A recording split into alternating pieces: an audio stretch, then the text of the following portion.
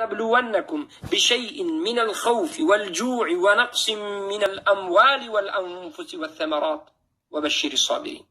الله میگه حتما ما شما را با یکی از این چیزها میسنجیم، با ترس، با گرسنگی و با کم کردن پول و اموالت و با کم کردن میوه هایت. اما خوشا بشارت برای صابران است.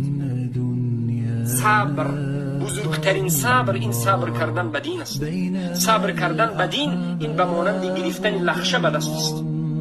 شعری که رسول الله میگن القابض علی دینه کالقابض علی جمره، کسی که به دینش چنگ میزند مستحکم دیندار میشود و موحد میشود گویا که به لخشه چنگ زده است، درد و رنج میکشد، اما غریب است، بیچاره است، بیکس است، حمایت کننده بجز الله ندارد، معوای بجز الله ندارد، شکایت کننده بجز الله ندارد، هیچ کسی ندارد، غریب است، هیچ کسی به او نظر نمیگیرد، هیچ کسی به او احترام ندارد، اما بهترین و بزرگترین انسان در نزد الله است، زیرا که موحد است.